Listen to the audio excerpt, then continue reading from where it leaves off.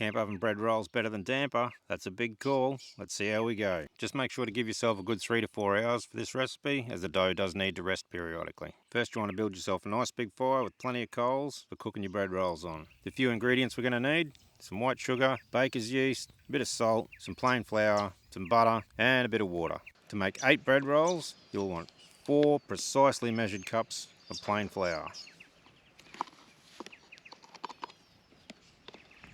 I did say precisely. Next, we want about 2 tablespoons of white sugar. Even if you don't like sweet things, the sugar is important. Sugar feeds the yeast, which makes the carbon dioxide bubbles in your bread, which makes it fluffy. Bit of sea salt, about a teaspoon, about 10 grams of baker's yeast.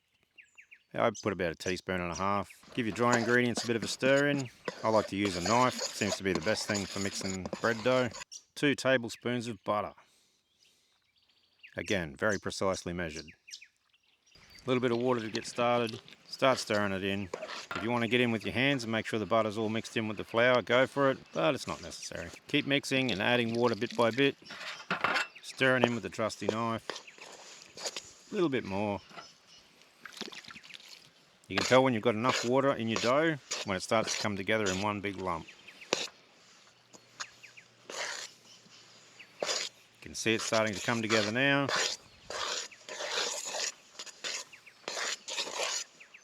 That looks perfect.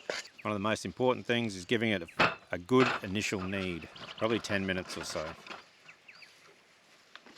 If you think the dough's a bit sticky, throw a bit more flour on it, just keep kneading.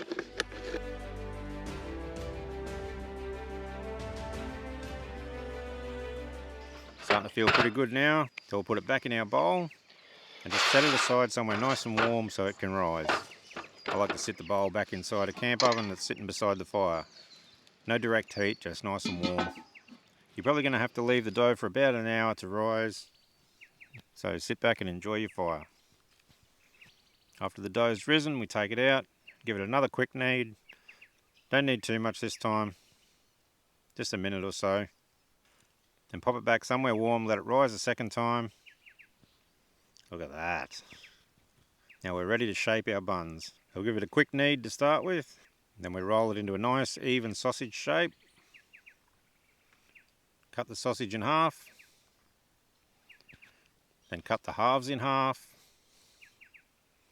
As best you can, doesn't need to be precise. Spin the quarters around 180 degrees and cut each one of them in half, and that'll give you your 8 buns, and this is probably the most accurate way to get them fairly even. Coat the inside of your camp oven with some butter. This will make sure they pop out nice and easily when they're done. And here's a little secret that'll make sure you get beautiful looking buns every time. Find one smooth side of the dough and tuck the dough up from underneath, creating a nice tight top on the bun. Almost like you're tucking in a pair of socks or something. This will give you that nice domed top on the bread roll. Space them out nice and evenly. Throw the lid back on, put it somewhere warm and let them rise again. By this time they should be a nice tight fit like that. Now it's time to get some coals out and start cooking. Not too many coals underneath the camp oven, you don't want to burn the bottom of your buns.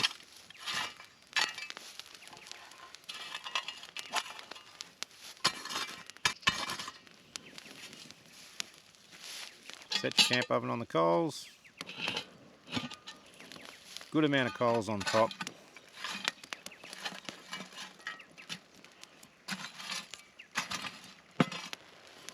Put out any potential bushfires and let them go. Depending on how much heat you've given them, somewhere around the 15 to 19 minute mark to get them cooked. Just check them periodically. If you need to add more heat, add more heat. It's all trial and error. But when it's all said and done, this is what you get.